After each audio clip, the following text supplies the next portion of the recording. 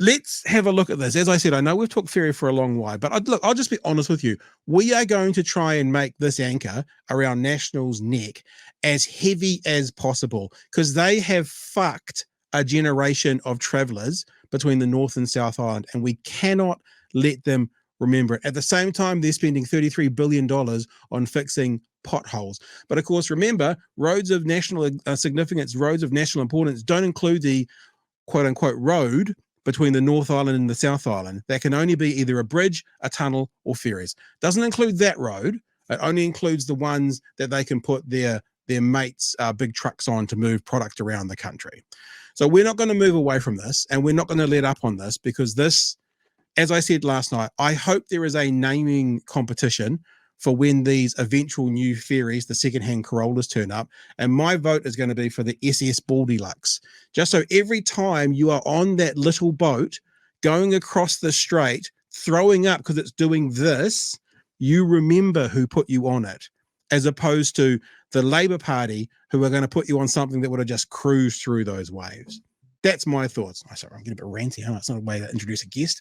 So joining us to have a bit of a chat about this is Tangi Utikere, who is a Labour Party MP. He's currently the opposition spokesperson for Transport, Oceans and Fisheries, Racing, Winston must love you, and Associate Education Pacific, as well as Labour's Chief Whip. Tangi, welcome to the show, sir.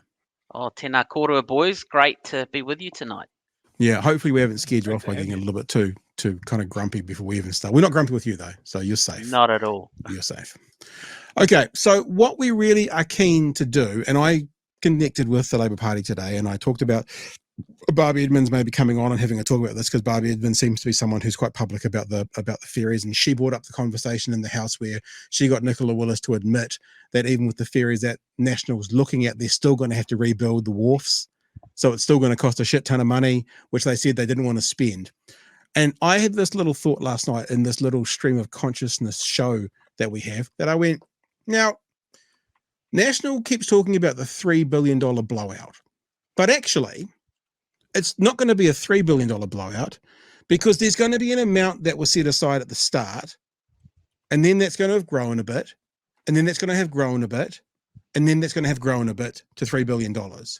So let's say the original quote was 1.5 billion, then it would only be a $1.5 billion quote unquote blowout if we're using their narrative. So I wanted to get to the bottom of this, and I did a bit of looking around in the last 24 hours. And Tangi, I found this article, which we did share last night, but because it was a bit of a stream of consciousness, I didn't quite have the time to take it all in. This is from beehive.govt.nz, straight from the Beehive. And if you go through that, this is the time frame regarding Inter-Islander Ferry Replacement Project, Project IREX. Now, I won't highlight them, but I've been through it to have a look at some of the salient numbers. So in 2018, November of 2018, the investigation for Project IREX said it would cost about $775 billion, pardon me, for the ferries, only for the ferries, right? And then in November of 2019, so a year later, they estimated it just under $1.4 billion for the total project. So I'm assuming that's including anything they needed to do to the wharves. Then we wait for a couple of years.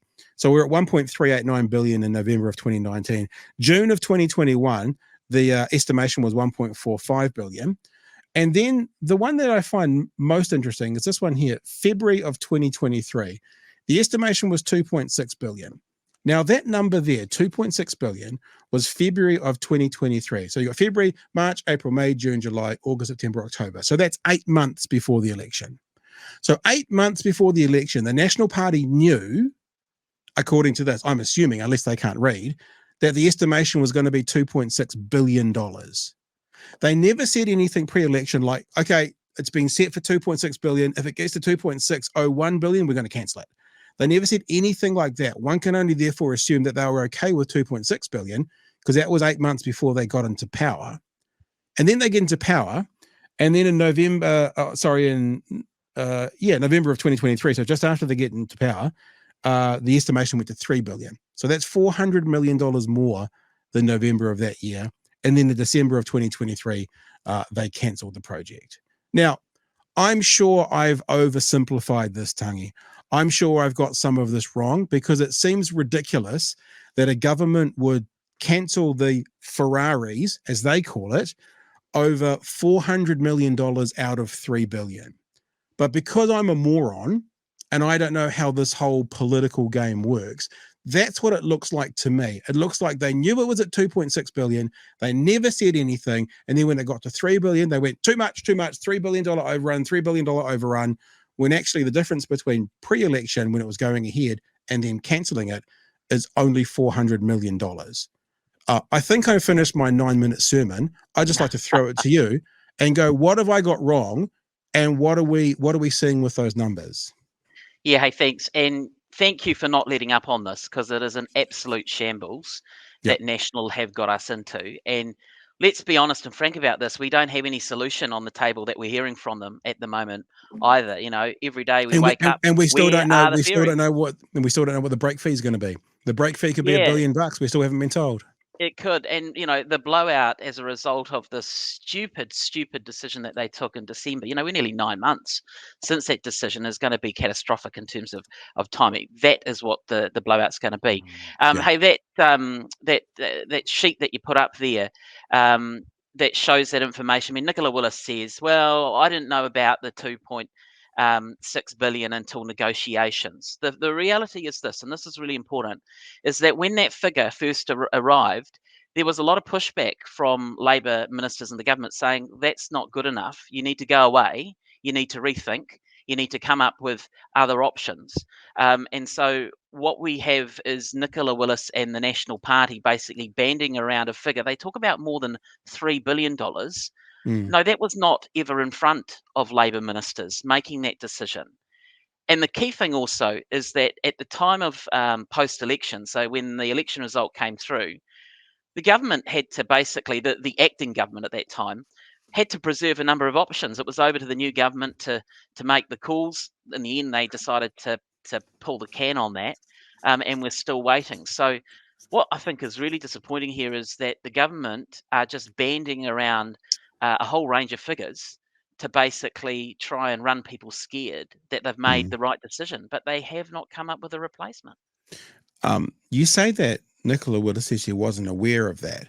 Now, I mean, I struggle to understand that because, you know, with like a degree in English, I mean, it may not give you the qualifications to be a finance minister, but it should certainly give you the qualifications to read a document. And we're being told that this government is the government of business, but it sounds like what you're saying to me is they didn't do their due diligence on this. One would think that's a fairly simple business practice. So how can she come out and say, well, I never saw that? Seems like that's a bit of a red herring to me.